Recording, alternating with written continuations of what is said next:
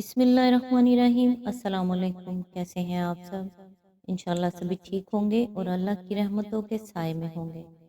इब्ने उमर से रवायत है, उन्होंने कहा, एक दफ़ा हम नबी सल्लल्लाहु अलैहि वसल्लम के साथ नमाज पढ़ रहे थे कि लोगों में से एक आदमी ने कहा, अल्लाहु अकबर कबीरन वल्हम्दुलिल्लाहि कसीरन व सुबहानल्लाहि बुकरतम व असीलन।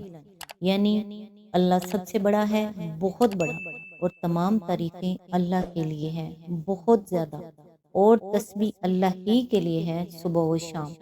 नबी सल्लल्लाहु अलैहि वसल्लम ने पूछा, फ़लाँ फ़लाँ कलमा कहने वाला कौन है? लोगों में से एक आदमी ने कहा, अल्लाह के रसूल सल्लल्लाहु अलैहि वसल्लम, मैं हूँ। आप सल्लल्लाहु अलैहि वसल्लम ने फरमाया, मुझे इन पर बहुत हैरत हुई, उनके लिए आसमान के दरवाजे खोल दिए गए। इब्ने उमर ने कहा, मैंने जब से आपसे ये बात सुनी, उसके बाद से इन कलमात को कभी तर्क नहीं किया। सही मुस्लिम हदीस नंबर 1358। ये कलिमात सना यानी सुबहानकल्लाहुम्मा व बिहम्दिका व तबारक अस्मुका व तआला जद्दुका व ला इलाहा गैरुक के बाद पढ़े जा सकते हैं। आज इंशाल्लाह सूरह यूनुस की आयत नंबर 105 से स्टार्ट करेंगे। औज़ुबिल्लाहि मिनश शैतानिर रजीम, बिस्मिल्लाहिर रहमानिर रहीम। और मुझसे फरमाया गया है कि तू यकसू होकर अपने आप को ठीक ठीक इस दीन पर कायम कर दे और हरगिज हरगिज मुशरिकों में से न हो। इसकी तफसीर है, इस मुतालबे की शिद्दत काबिल गौर है।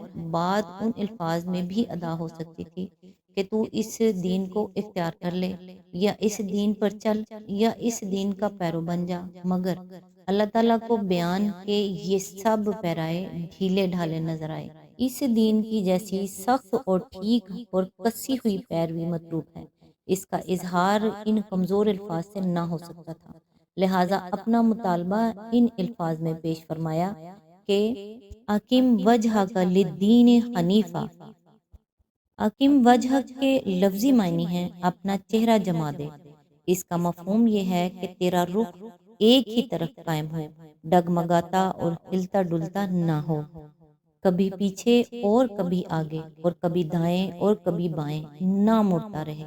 बिल्कुल नाक की सीध इसी रास्ते पर नजर जमाए हुए चल जो तुझे दिखा दिया गया है। ये बंदिश बजाय खुद बहुत चुस्त थी, मगर इस पर भी इक्तफा ना किया गया। इस पर एक और कैद हनीफा की बढ़ाई गई। हनीफ उसको कहते हैं जो सब तरफ से मुड़कर एक तरफ का हो रहा हो। बस मुतालबा ये है कि इस दीन को, उस बंदगी खुदा के तरीके को, इस तर्ज जिंदगी को कि परस्तिश बंदगी, गुलामी, अतात, फर्मा बरदारी सब कुछ सिर्फ अल्लाह रब्बुल आलमीन ही की जाए। ऐसी यकसुई के साथ इख्तियार कर कि किसी दूसरे तरीके की तरफ जर्रा बराबर मैलान व रुझान भी न हो। इस राह पर आकर उन गलत राहों से कुछ भी लगाव बाकी न रहे जिन्हें तू छोड़ कर आया है, और इन टेढ़े रास्तों पर एक गलत अंदाज़े निगाह भी ना पड़े जिन पर दुनिया चली जा रही है।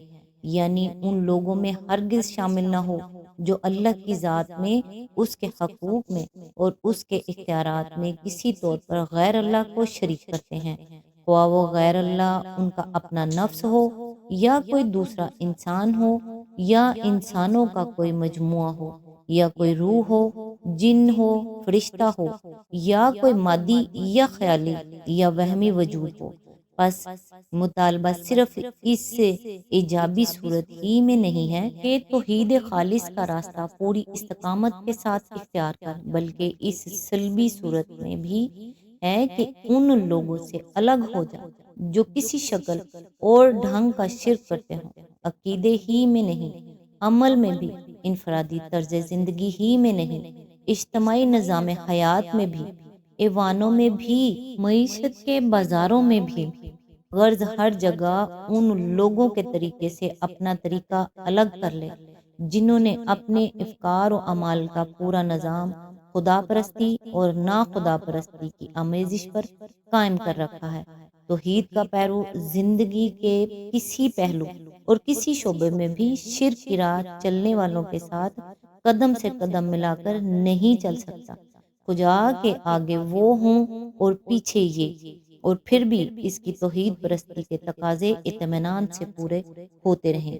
پھر مطالبہ شرک جلی ہی سے پرہیز کا نہیں ہے، بلکہ شرک خفی سے بھی کامل اور سخت اجتناب کا ہے، بلکہ شرک خفی زیادہ خوفناک ہے اور اس سے ہوشیار رہنے کی اور بھی زیادہ ضرورت ہے۔ بعض نادان لوگ شرک خفی کو شرک خفیف سمجھتے ہیں اور ان کا گمان یہ ہے کہ اس کا معاملہ اتنا اہم نہیں ہے جتنا شرک جلی کا ہے، حالانکہ خفی کے معنی خفیف کے نہیں ہیں، پوشیدہ و مستور کے ہیں۔ اب یہ سوچنے کی بات ہے کہ جو دشمن منہ کھول کر دن دہاڑے سامنے آ جائے وہ زیادہ خطرناک ہے، یا وہ جو آستین میں چھپا ہوا ہو، یا دوست کے لباس میں موافقہ کر رہا ہو؟ بیماری وہ زیادہ مہلک ہے جس کی علامات بالکل نمایاں ہوں، یا وہ جو مدتوں تک تندرستی کے دھوکے میں رکھ کر اندر ہی اندر صحت کی جڑ کھوکھلی کرتی رہے؟ جس شرک کو ہر شخص بیک نظر دیکھ کر کہہ دے کہ یہ شرک ہے، وہ اپنی غیر مرئی جڑیں دین کے نظام میں اس طرح پھیلاتا ہے کہ عام اہل توحید کو ان کی خبر تک نہیں ہوتی، اور رفتہ رفتہ ایسے غیر محسوس طریقے سے دین کے مغز کو کھا جاتا ہے کہ کہیں خطرے کا الارم بجنے کی نوبت ہی نہیں آتی۔ آیت نمبر 106، اور اللہ کو چھوڑ کر کسی ایسی ہستی کو نہ پکار جو تجھے نہ فائدہ پہنچا سکتی ہے نہ نقصان، اگر تو ایسا کرے گا تو ظالموں میں سے ہوگا۔ آیت نمبر 107، اگر اللہ تجھے کسی مصیبت میں ڈالے تو خود اس کے سوا کوئی نہیں جو اس مصیبت کو ٹال دے، اور اگر وہ تیرے حق میں کسی بھلائی کا ارادہ کرے تو اس کے فضل کو پھیرنے والا بھی کوئی نہیں ہے، وہ اپنے بندوں میں سے جس کو چاہتا ہے اپنے فضل سے نوازتا ہے، اور وہ درگزر کرنے والا اور رحم فرمانے والا ہے۔ آیت نمبر 108، اے محمد صلی اللہ علیہ وآلہ وسلم، کہہ دو کہ لوگوں، تمہارے پاس تمہارے رب کی طرف سے حق آ چکا ہے، اب جو سیدھی راہ اختیار کرے اس کی راست روی اسی کے لیے مفید ہے، اور جو گمراہ رہے اس کی گمراہی اسی کے لیے تباہ کن ہے، اور میں تمہارے اوپر کوئی حوالدار نہیں ہوں۔ آیت نمبر 109، اور اے نبی صلی اللہ علیہ وآلہ وسلم، تم اس ہدایت کی پیروی کیے جا جو تمہاری طرف بذریعہ وحی بھیجی جا رہی ہے، اور صبر کرو یہاں تک کہ اللہ فیصلہ کر دے، اور وہی بہترین فیصلہ کرنے والا ہے۔ آج تک کے لیے بس اتنا ہی، نیکسٹ انشاءاللہ سورہ ہود سے سٹارٹ کریں گے۔ تب تک کے لیے دعاؤں میں یاد رکھیے گا۔